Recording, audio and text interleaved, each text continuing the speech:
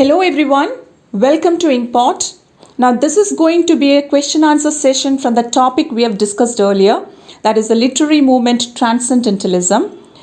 In my previous video, I have explained its characteristics, the writers associated with it and their significant works. I've added the link in the description box below. Do watch it to get a gist of the movement. So let's get going. Name the quarterly associated with Transcendentalism. The Dial. And the magazine lasted for 4 years. It started in the year 1840 and continued till 1844. It was first edited by Margaret Fuller for 2 years, and she was a leading female transcendentalist, and was later edited by Emerson. And the title was given by Amos Bronson Alcott, who was also associated with this movement.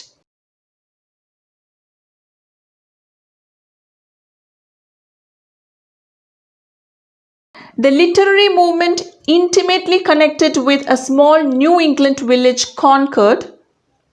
Transcendentalism. Name the transcendentalist who went off to live in the woods and wrote a book based on his experience. Henry David Thoreau, and the work is Walden or Life in the Woods. And he lived 2 years in a cabin by Walden Pond near Concord, and he used a piece of land that Emerson, who was his mentor, owned on the shore of Walden Pond.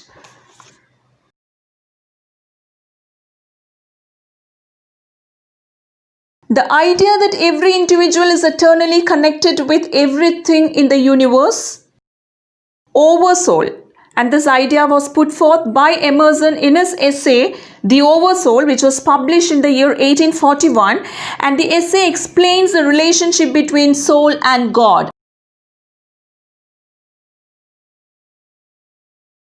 Who called Emerson's The American Scholar as our intellectual declaration of independence? Oliver Wendell Holmes, and it is a speech by Emerson, and this address was delivered at Cambridge in 1837 after the success of his essay Nature. And the American Scholar was originally titled An Oration Delivered Before the Phi Beta Kappa Society at Cambridge, Massachusetts, August 31, 1837.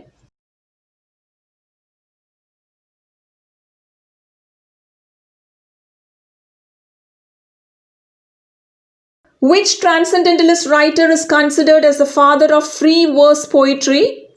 Walt Whitman, because he did not follow a set of rhyme scheme, rhythm or pattern in his poem. And the major work of Walt Whitman is Leaves of Grass, which is a poetry collection published in 1855. Song of Myself is a notable poem in this collection. Other well-known poems of Walt Whitman are O Captain, My Captain, When Lilac Last in the Doya Bloomed, that were written on the death of Abraham Lincoln. And another work is Out of the Cradle Endlessly Rocking and Crossing Brooklyn Ferry, which is known as the best loved poem, and it describes his daily travel on a ferry between Brooklyn and Manhattan.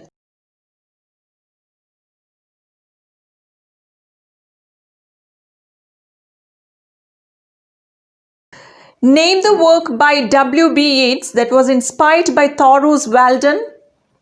The Lake Isle of Innisfree, and the poem is about a peaceful lake where Yeats imagines building a cabin to live in and enjoy the peace and tranquility of that place.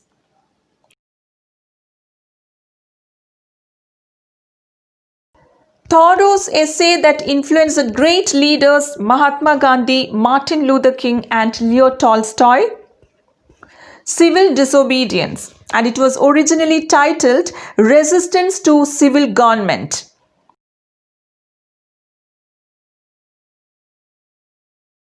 Transcendentalists embrace the ideas put forth by the philosophers Immanuel Kant and Friedrich Hegel, Coleridge, Emanuel Swedenborg, who was a religious founder, and the ancient Indian and Chinese scriptures.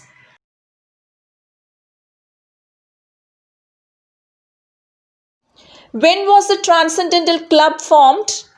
1836. Two utopian communities that were associated with transcendentalism: Brook Farm and Fruitlands. Now here is a question that was asked in UGC NET.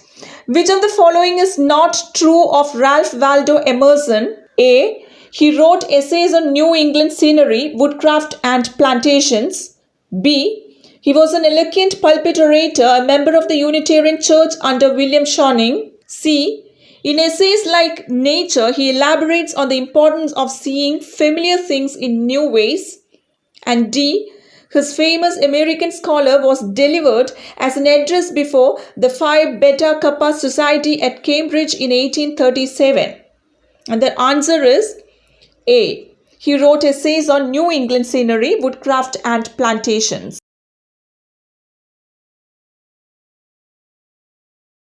Writers who were considered as anti-transcendentalist: Nathaniel Hawthorne and Herman Melville.